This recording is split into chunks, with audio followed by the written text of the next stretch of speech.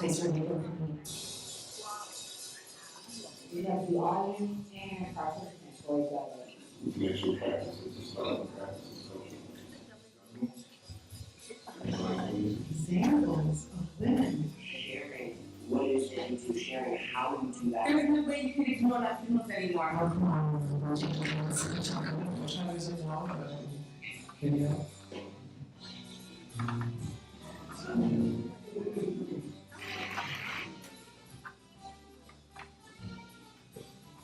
It's starting out about 50 people and about 50 things. A whole scene of phenomenal theater for everybody, yes, everybody. That's good for it to be done. That's really, really important. And if you understand the body relationships that are already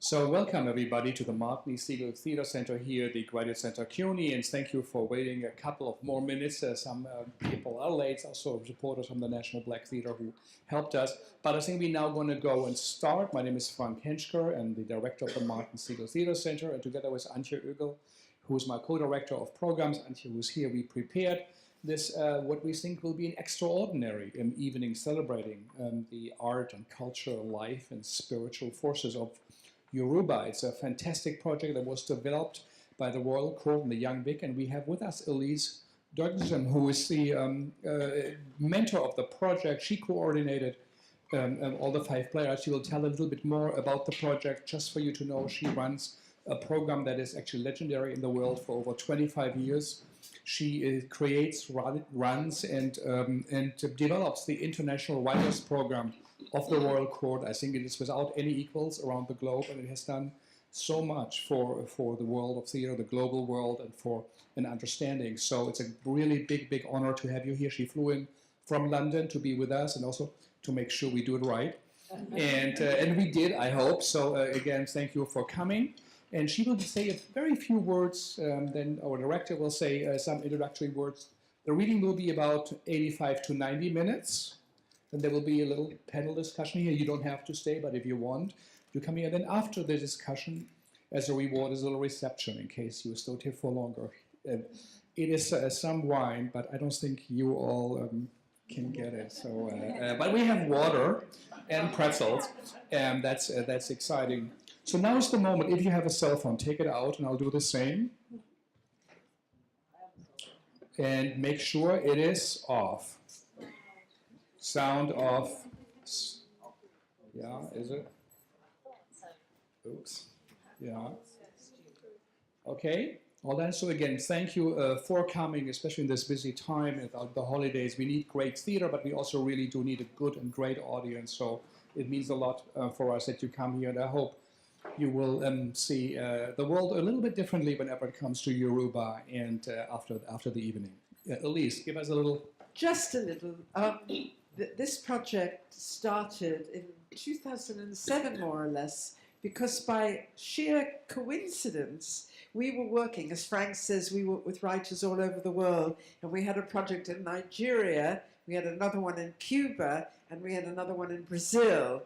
And I always say the project started on a beach in Lagos, where some of the writers said, "Where are you going next?" And I said, "Oh, well, we have a long-term project in Cuba." And they said, "Oh, no, you must tell us about our religion in Cuba, Santeria." And then it moved on where the writers in Brazil actually asked if I could bring some soil from Nigeria to them. And we did all of that. And it took many years, but by 2010, we had the Young Vic on board and the director Rufus Norris. And by 2013, we produced Feast at the Young Vic. And it's absolutely thrilling to see it having a further life here. So thank you.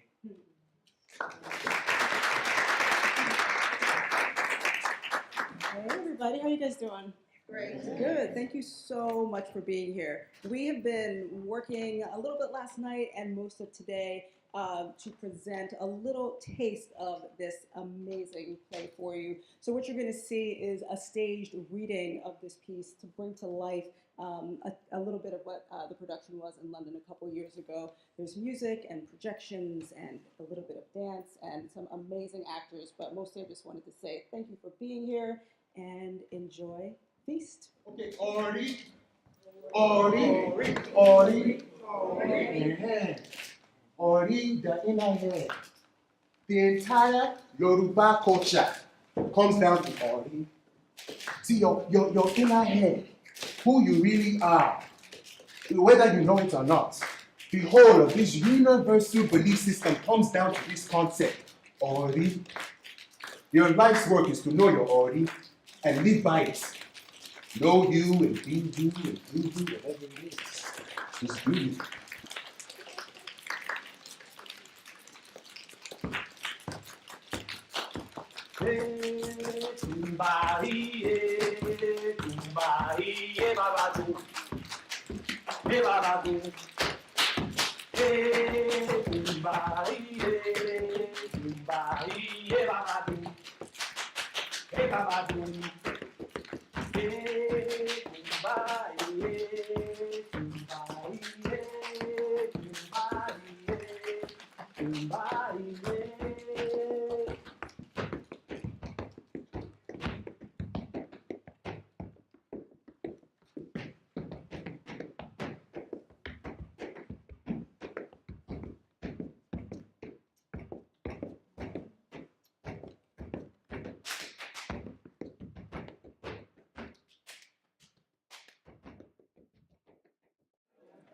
So thank you all for staying and first of all, I think Awoye as the director, but also the actors deserve really another round of applause.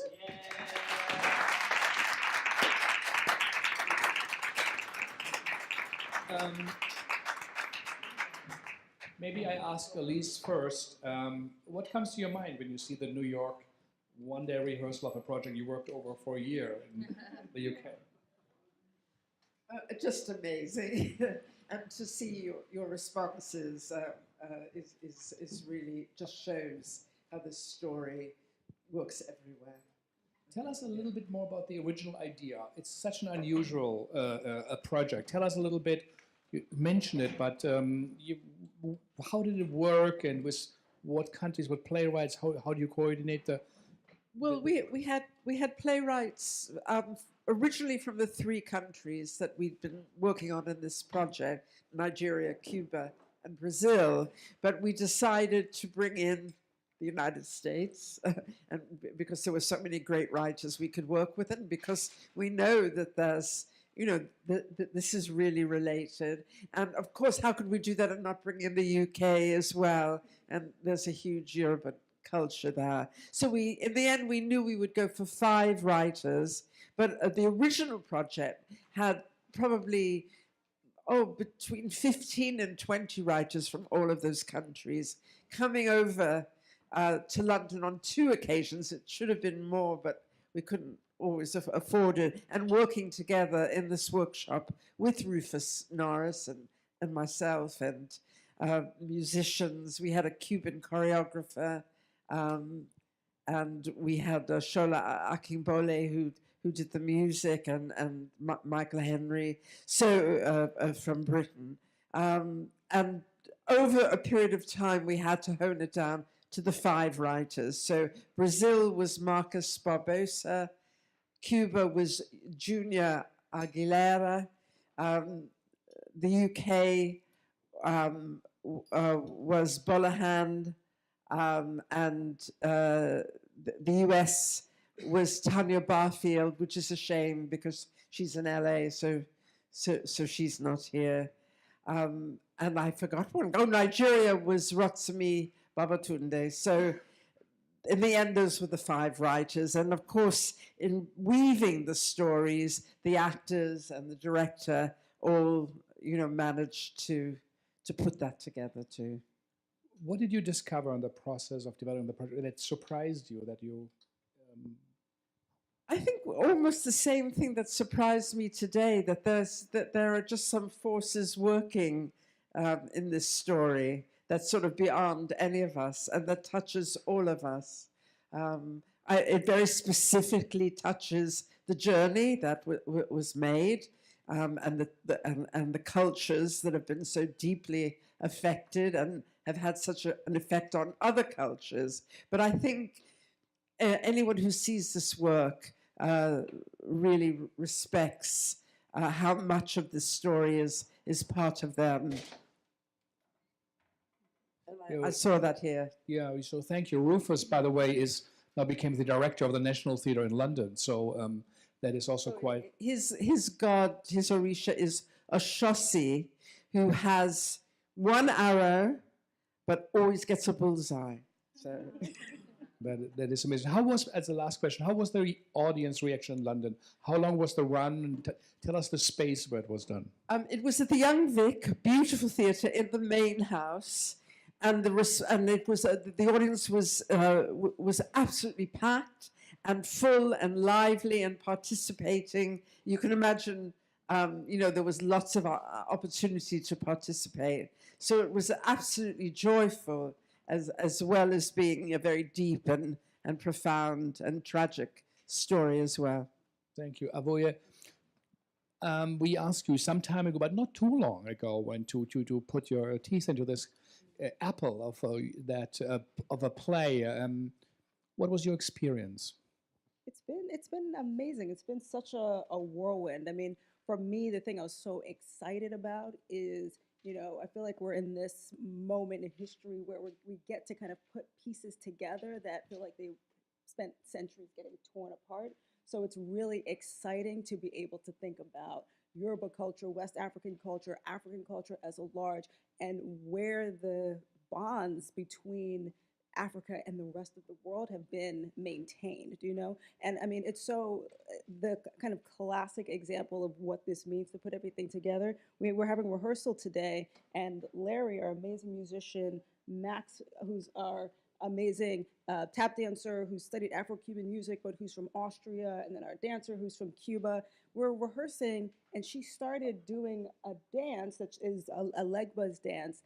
And both of them just started singing a Legba song, and they just created this amazing music together. They've never met each other before. They come from 3 different countries, but there's something that unites all of them. So it's been fun to kind of see where all those pieces are and to bring in these amazing actors, many of whom are Nigerian, some of whom are American, and just kind of see what all those kind of connections and fusions are. So it's been fun.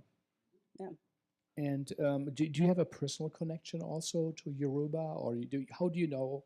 It's so interesting. I mean, for me, what's been great is I also get to learn. So my family's from Ghana, but it's so interesting because as I was talking to a Nigerian Yoruba scholar the other day, like my family, my name is from the Awoye tribe in Ghana, which kind of spreads from Ghana to Togo to Benin, which kind of sits on the border of where Yoruba is also. So there's like even just linguistically these kind of connections, even though it's not my particular culture or religion or anything like that. So for me, it's been also a great learning experience too. I mean, I think there's a lot of things within our larger continental African culture that we can all connect to, but learning about the different orishas and the gods and all these kinds of things that I've been learning for years, to be able to bring that all together now has been cool.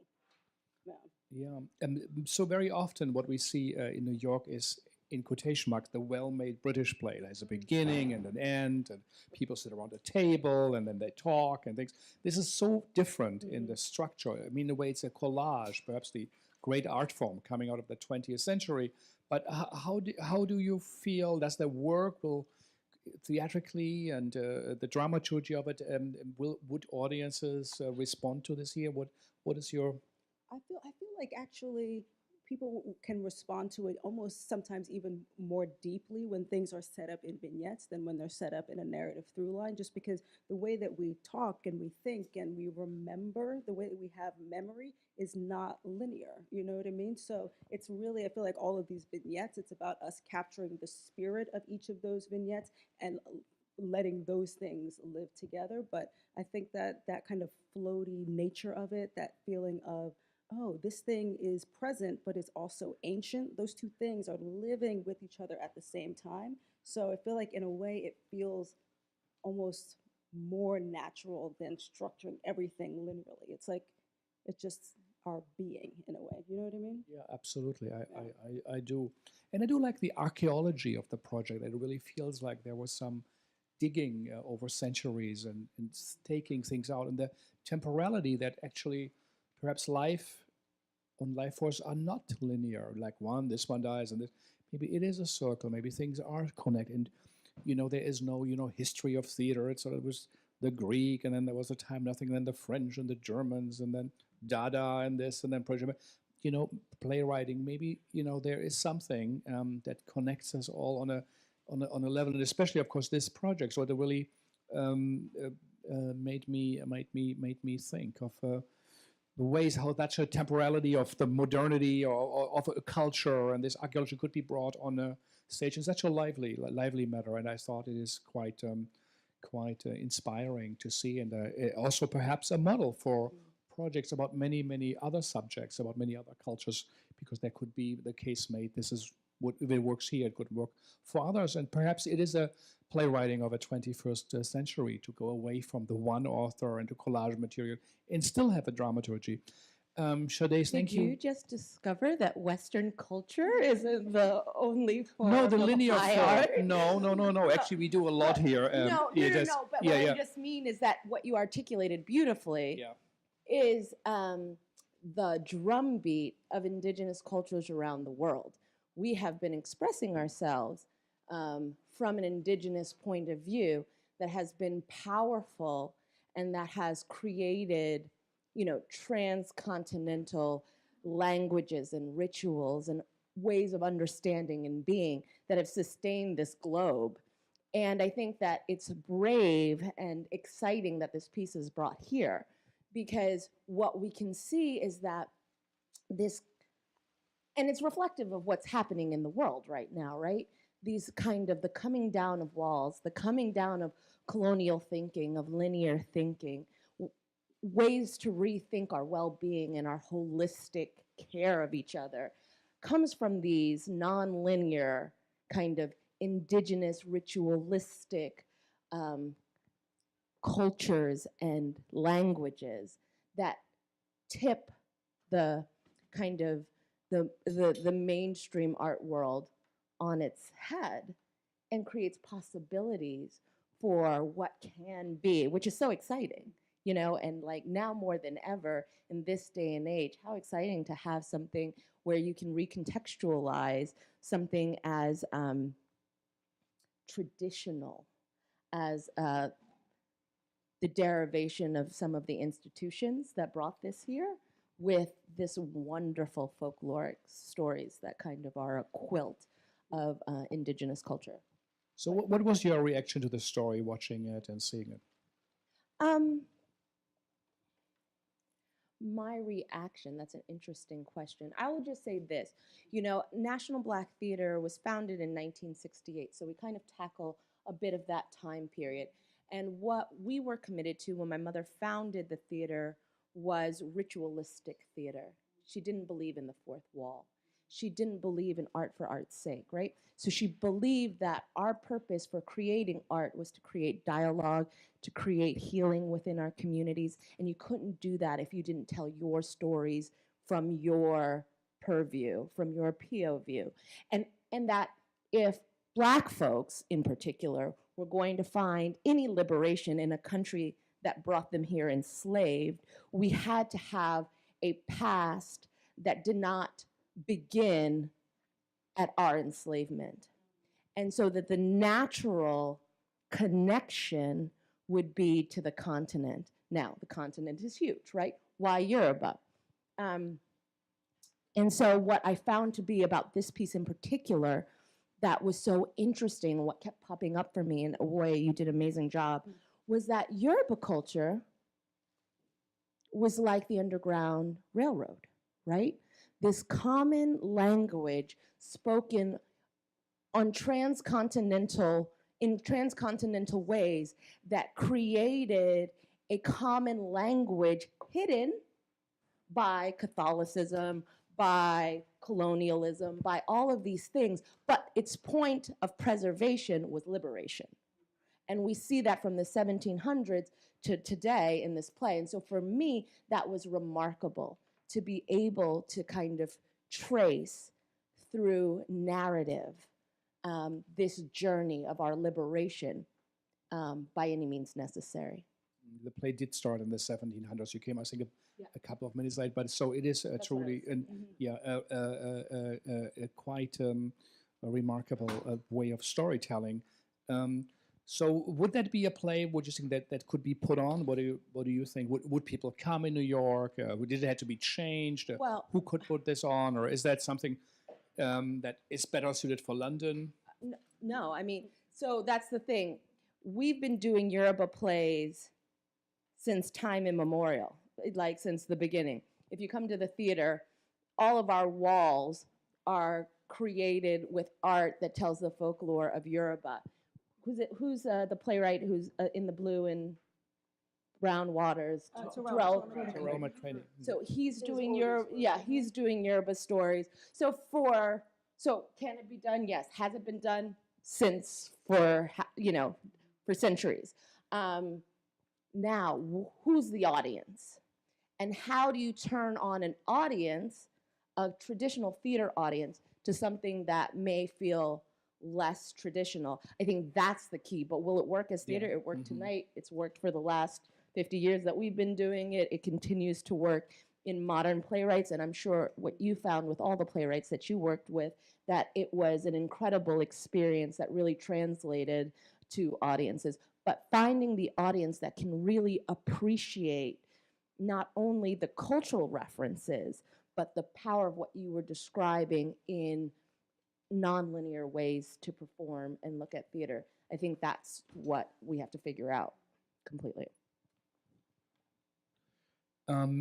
Any more comment before we open up to some questions, but some more? I think one of the things that's really tremendous about this piece that Sade Can you hold a bit closer? Yeah. that Sade is kind of touching on as well is about where do stories get told and how do those stories get told. So, for example, the work that NBT has been doing for the past 48 years now is all about how to tell stories about Black people from around the diaspora. I think the thing that's really exciting about the piece is these stories are stories that we hear. I mean, I'm first generation American. It's like when I hear them arguing around the dinner table, it's like that's a story I know. It's like I understand that dichotomy of existing kind of also between two cultures. It's very familiar. It's not about is it understandable or relatable or accessible, but more about where are all these stories going to get told, not that they are difficult to understand, but who is getting to hear these stories and where are the stories getting told. And I think that in a place also where we are as a country figuring out how to rewrite narratives, how to rewrite the narratives of who we are in kind of our popular culture, we have to take all of the core of who we are and make sure all the stories are getting told so that we can make sure that we're telling a correct and true narrative of who we are. You know what I mean? Well, thank you. I think that is true, and also your comments, and to see where's the audience, but it also might bring in an audience, a new audience, and another one. So I can't wait to see that, and I wish I had a little magic hat. I say, here's enough money, do it, work 3 months on it. I think it would be a sensational production. Actually, I do think It's beautiful. quite a landmark play, and that could be maybe even variation, something written again, right now. So Yeah, right. another one. So that is good. It would bring you back. Elyse is actually a Brooklyn girl, right? And now since 25 years at the Royal Court in London. But maybe some comments or questions from the audience, some impressions. I think that would be very meaningful for Elyse and for the direction for you to hear it's a great project, but there is a little trap. I mean, it's too early to see if you are going to fall on the trap, but it's kind of like a view of like the African identity from outside. So it's kind of like and kind of like a colonial view of African culture. So my question, the segue is, do you plan to do other projects, let's say East African languages and stories, and South African, and because Africa, I think it's kind of like a colonial view that it's like this one unique like block, but it's very diverse and very profound and very diverse. And is the project gonna go there, or you're gonna stay with the Yoruba project? Thank you. I think I just want to say that I call all of this work told from the inside, not from the outside, and that all of the writers were telling it from their own experience, which was mostly inside the culture. But yes, to answer your question, we work all over the world, and we've just had an incredible project in South Africa with 12 writers working in many different languages. And also, we actually started our work 25 years ago in Uganda in East Africa. So this isn't telling the story of Africa. It's telling a very specific story, but we always say the more specific, the more universal it becomes. I'm just curious why you thought it was not in any kind of, what felt colonial about it. I mean, I don't know about the project, but I didn't know if there were more languages. Like, oh, that they were speaking English. Is that no. The like speaking Yoruba and then making the connections, like the Nigerian connections, let's say with Brazil and Cuba, while why Nigeria? It could be like other places. Well, that's the seat of the Yoruba, is in Nigeria. So you can go to Oshogbo, to the bush, go to the Oshun groves. I mean, it is the seat of Yoruba culture worldwide is in Nigeria. And it has roots and diasporic reaches out throughout the continent and throughout Brazil, Cuba, America, Nice. But maybe let's go with you had 1 and then 2 and then 3. Then 4, maybe, yes. So, thank you. So that was definitely a provocative question. I'm tempted to answer that, but I think that more people have things to say. I want to say, that I really enjoyed the play. So, I thank everybody who was involved in it. I'm a graduate student here in urban education, and I'm particularly interested in linguistics. So I saw myself reflected throughout it.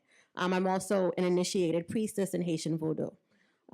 So I'm looking at it and I'm seeing myself reflected. I'm seeing the what I call, and there's translanguaging happening, there's transdialecting happening that I can relate to growing up in New York City, being African American, growing up in, Brooklyn, New York, Flatbush, Brooklyn, where there's all kinds of there's a multi-ethnic Black identity, throughout New York City and particularly in those areas. So when I think about, in terms of the audience, I think, wow, how wonderful would it be for youth, particularly in New York City, to be able to be exposed to that. So the children who were here, they were a little bit young for some of the content, but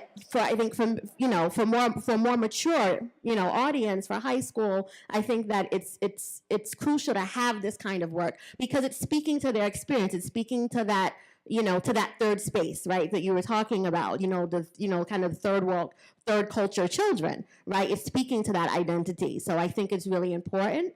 And then I also want to say that as I was watching it, I was thinking about, I'm not too much read up on it, but I was thinking about Veve Clark. I was thinking about literary theory, and I was thinking about, Veve Clark's idea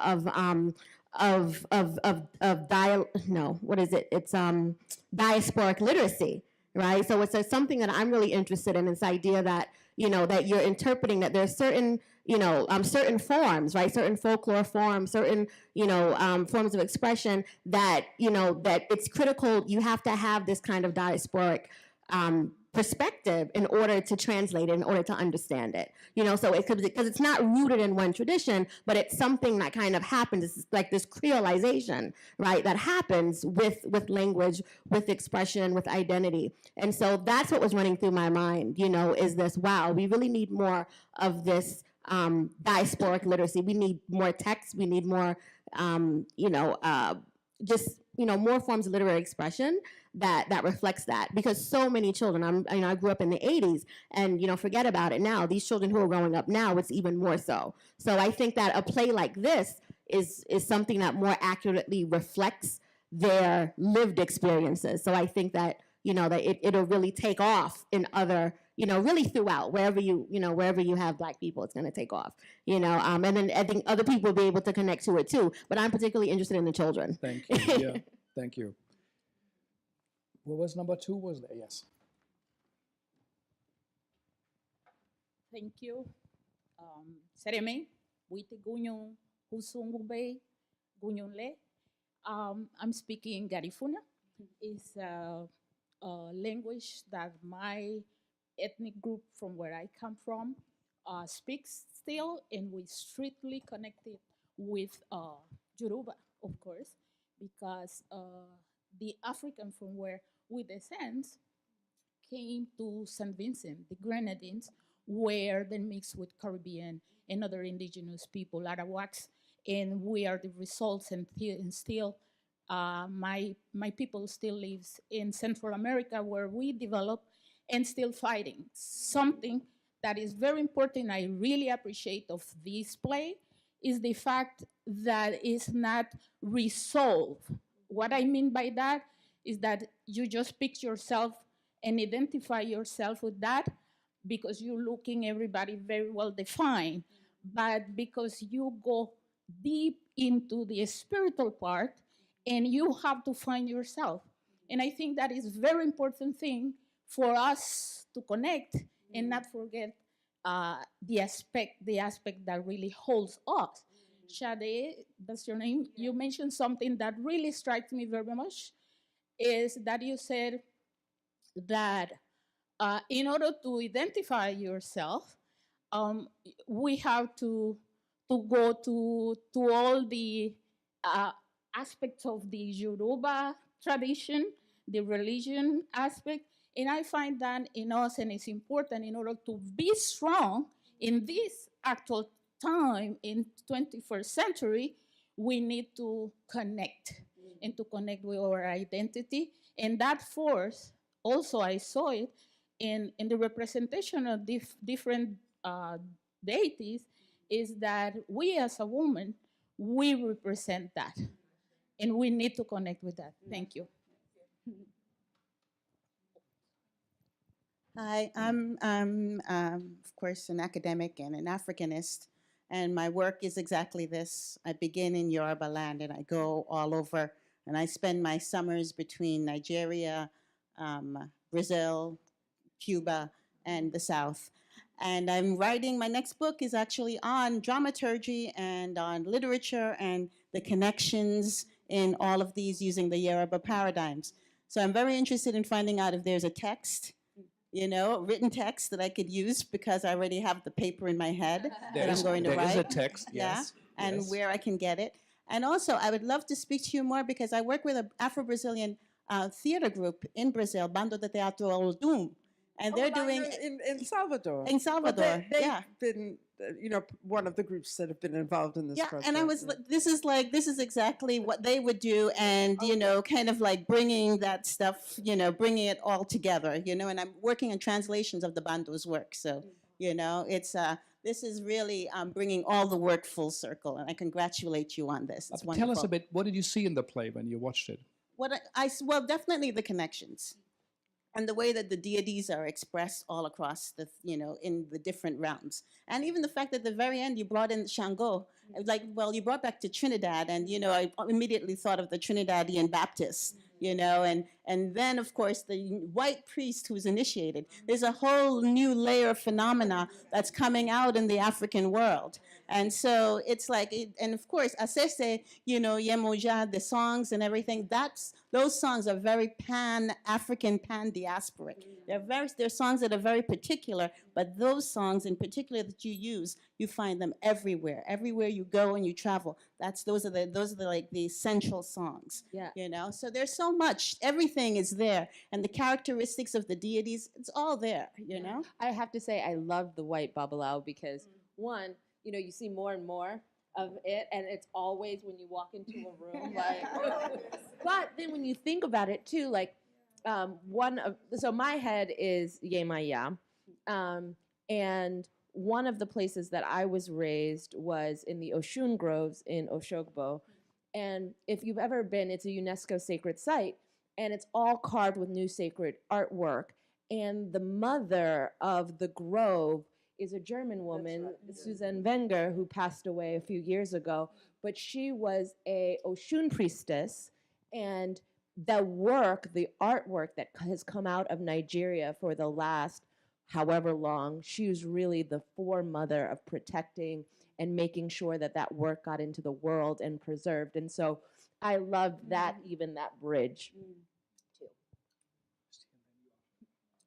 Well, really quick. Well, I'm working basically like in this genre as well, but I'm just starting into it. But from a dance perspective, yes. And I'm gonna do a project this coming like spring. So it's like that's why I came out to see it. So I really appreciate this is going on, and I would love it, like the text as well. But first, I want to say that this particular format of nonlinear storytelling kept me present. So it was very like what she said, that the children can really relate to it because it keeps you so present. You don't have to think about the past. And you're thinking about the past, you're thinking about your present, you're thinking about your future. And that nonlinear thinking actually like affords us that and like lets us be able to create from this moment because it keeps us right here in the moment, like while it's happening, as opposed to thinking like things are happening in this timeline, but things are happening and right now. So that was really appreciated. But I have a very specific question.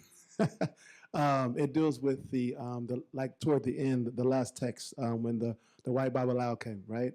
And when he spoke at the end. So I was thinking, okay, I would love to know, like have a translation for what he was saying to him. So that was the only part where I was like, okay, I was just very curious. Like I got the point, but then I also wanted to know, like what was being said. Think about it like opera. Half the time you don't know what they're saying, but you can feel it, you know? And I think it's powerful that the Yoruba language was being spoken. One of the plays that we developed through our playwright residency was in Ibibio. 30% of it was in Ibibio. So the opening scene is two Nigerian women at JFK Airport speaking their native language. And the playwright, who's a Ghanaian, Nigerian, first generation Nigerian, she made sure that 30% was done in Ibibio because and this is what I thought you were getting at, was Africa is not a country, it's a continent. And the tongue of our people is varied, and we never get to hear our tongue, right? We hear English, we hear French, we hear all of the derivations of the of the people that colonized the continent. But to have that moment where you actually get to hear Yoruba, you don't know what it is, but you can feel it. And that's and it happens all the time. Opera, it's perfect. It's all in Italian. What the hell are they saying? I don't know, but I love it, and I'm a subscription holder. So. And, I think it's just going off of that too, and like all these different things that we're saying about connectivity between places. It's that, like one of the really interesting things in the script, the way that the language is written out to guide the actors is phonetically, so they can hear it. But the Yoruba language is a tonal language, and so when we think about the way language is spoken, and then a language that gets stripped away, but then gets pushed into other things like music, right? So suddenly there's like a new vocabulary, like the music has taken over the vocabulary of the voice, and that's something that has pulsed through time, right? So that even someone as a tap dancer, the evolution of that form of dance is all connected to those rhythms. So the things that he's speaking are the rhythms that we feel inside of us. It's our pulse. It's like the way we understand breath and who we are. So even without the words, I think that was the intent probably of having him speak, and it wasn't projected. Exactly.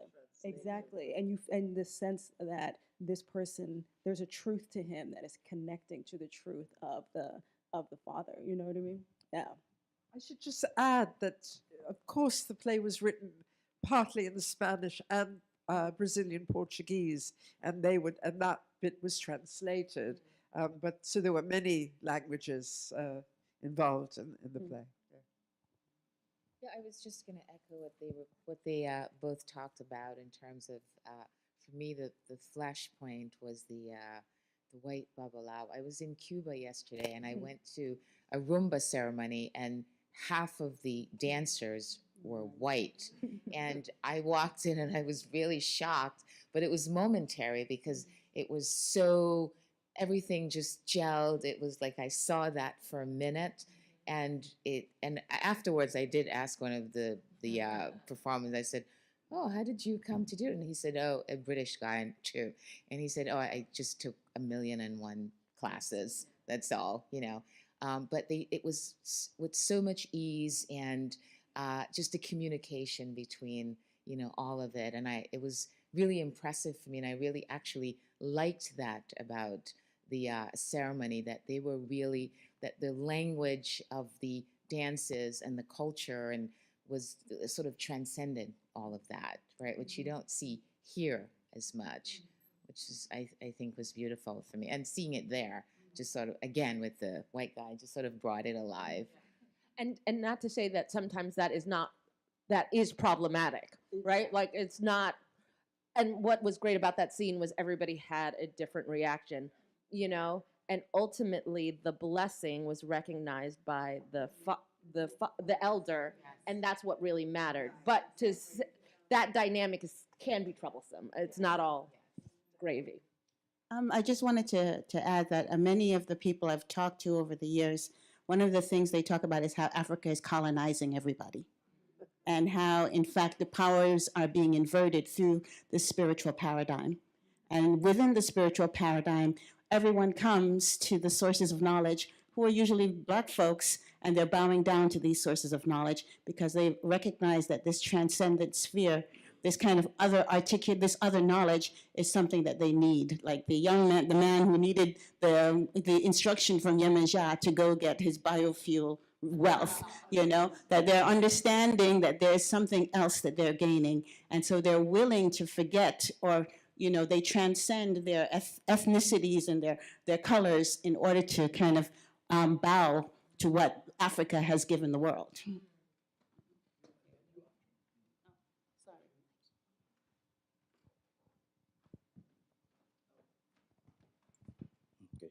Okay, thank you.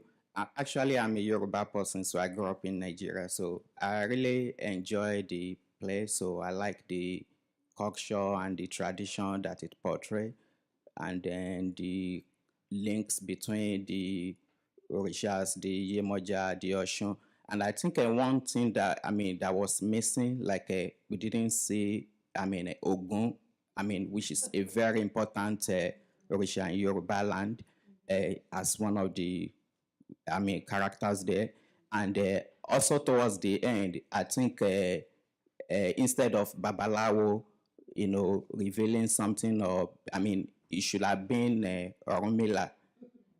So because he's the grand priest. So, and I think another scene maybe in the play, like Kola Nut also play important role in Yoruba land, and I think maybe that one could have also set certain stage, maybe when you are talking about Ori, for example. So Kola Nut will have been an important symbol that can be used, so in that regard. So I really enjoy it. I think it's really good. And so many difficult choices to make, because there were, but I agree that Ogun is a very important deity too. But I think that there's also something to be said for breaking from tradition, because you're right, you're absolutely right. And I think that's that when you start to link the tradition with theater, and especially, I don't know the playwrights, but a lot of first generation have one step removed from the tradition. So they may not throw kola nut, but they understand who's the Orisha for their head.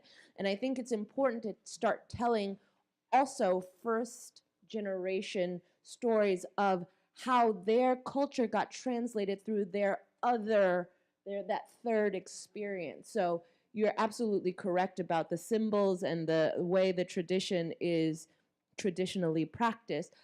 I also want to add that there's something very exciting about the modernity of the transatlantic translation of tradition.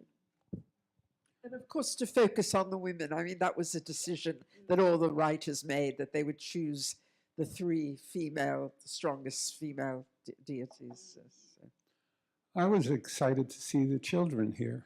I think that was, I was just so sad to see them not here for the Q&A, because they could have really given us an insight into their culture. In late 90s, I helped develop the New York City Board of Ed Project Arts website, and one of the things that I tried to do, and we did, was try and look at where the kids were coming from and what their interest was. And what was their interest but music, language, fashion, and sex. And so, but a lot of their culture, especially the black kids, came from Africa, and they didn't know that. So one of the things that we were trying to do was show them their language and their music, that it came from there, so they would have roots, because many of us don't have roots, whether we're black or wherever. We come from some other place. And I loved your comments about what I call experiential storytelling, the nonlinear storytelling, because that really engaged me. And I love that it was in the middle, because we felt like we were not just we versus them. And I think that's one of the things that's there. The question is, how do you bring this to young people and revise it so that maybe they catch on and want to learn more about their culture? I mean, at National Black Theater, we've done Orisha plays forever. I think the folklore of Orisha plays and indigenous cultural plays just lends itself to young people.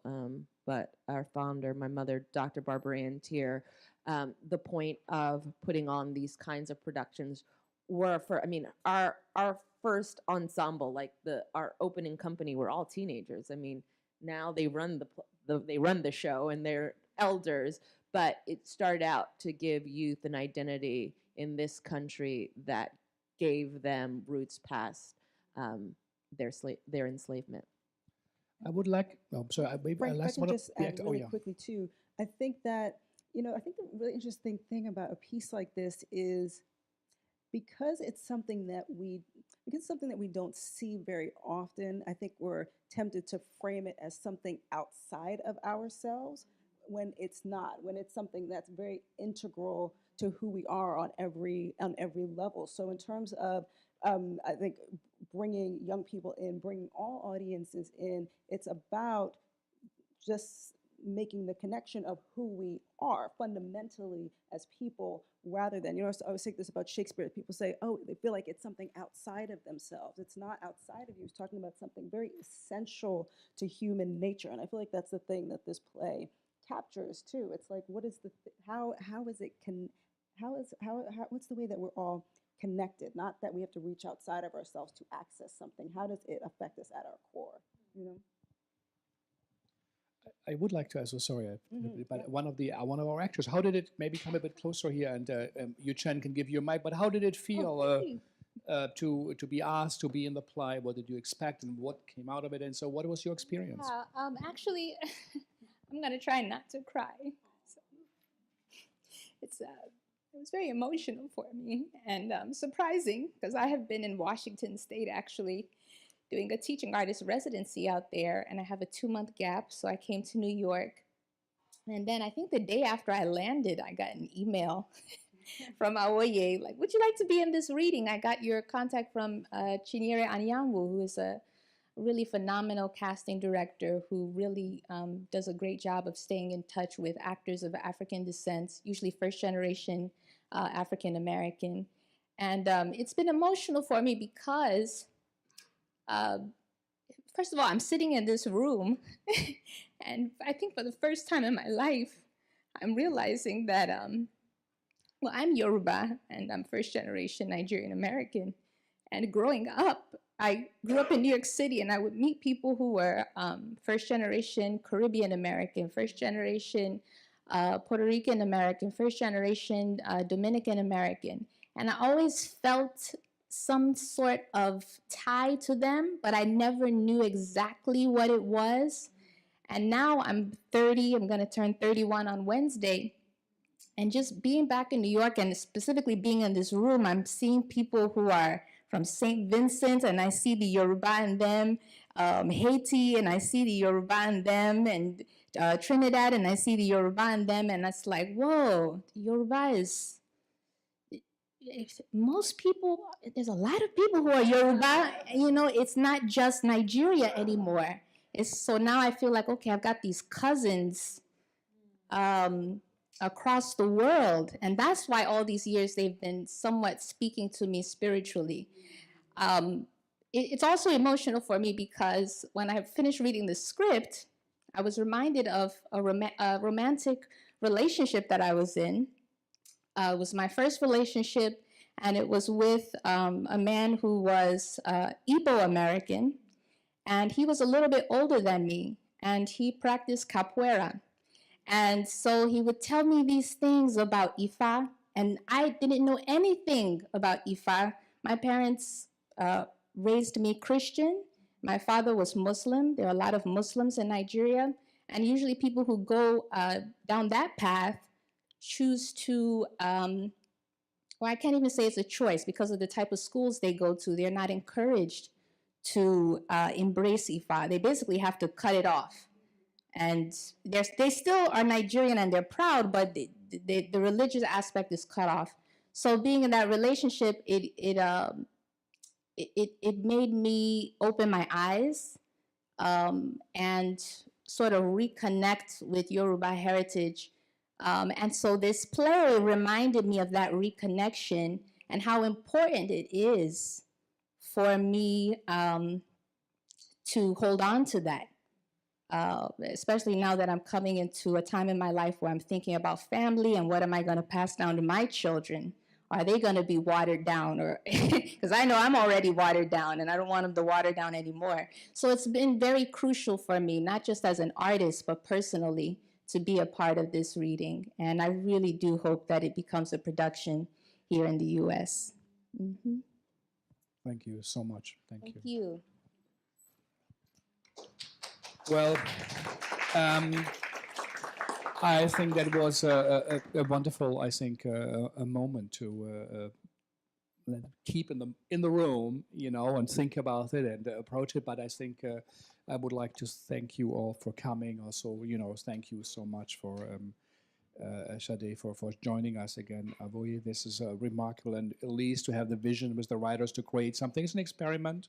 You never know how do things work out. Do they come out? It's very courageous. And I think you found something in there, and it is really our hope that it works out. So perhaps if you know people and who are in the position to make decisions, you know, tell about the story, or maybe somehow do your own work, or, you know, include it, whatever it is. But I think this was a remarkable evening. I'm so honored and proud that we could do this here at the Segal Center. I was this summer in Sao Paulo, and I saw the Afro-Brazilian Museum, and you had told me about the play, and it was such a world, something that spoke to me, and that we now finally should do it, and I'm really, really honored. Also, thanks and for Antje. I said, no, it's not possible. Yeah, she said, Frank, forget about it. You can't do this. I said, it's got music, dance. Yeah, How can yeah. you do it as a reading? And I said, that's a good reason to say, yes, we can. But so we went back and forth, and she said, but you have to watch the DVD at least, yes.